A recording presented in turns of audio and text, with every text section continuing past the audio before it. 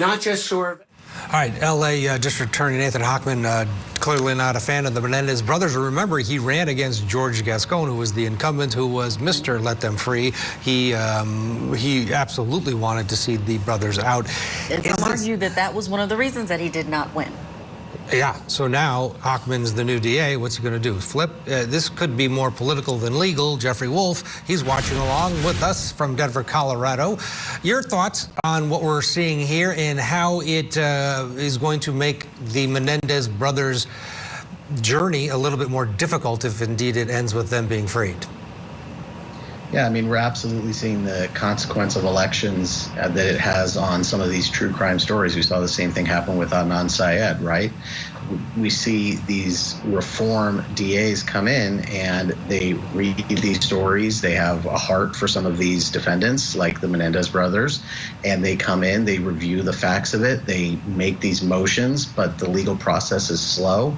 An election comes up, somebody runs against them and says there's too much reform going on in the DA's office, there's too much liberal politics taking over the DA's office. The voters come in, they agree for a variety of reasons that is not just the Menendez brothers case, and then all of a sudden the process hasn't completed itself. The voters speak and a new DA comes in. They come right in and they sweep the rug right out from under any number of defendants and cases, including the Menendez brothers. And now here we see this press conference saying, stop the presses.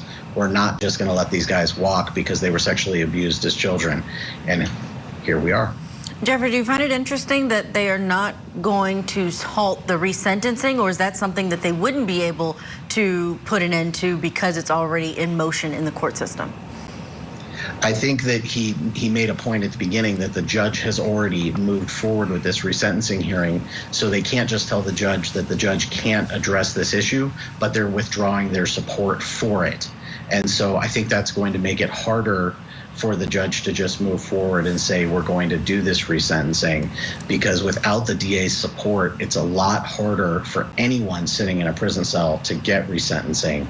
And so it makes it something that is really hard to just cancel by the DA's office, but it is a lot harder for the defense to move forward and get a resentencing without the DA's office's support. Yeah, and basically it's down to Gavin Newsom, assuming that this judge doesn't make a bold decision in resentencing and grant it. We shall see, but we're going to get back to Los Angeles after this break. We'll pick up more of the press conference with Nathan Hochman, the district attorney of Los Angeles County, basically saying no, the Menendez brothers do not deserve to be resentenced. We'll pick it up where we left off next.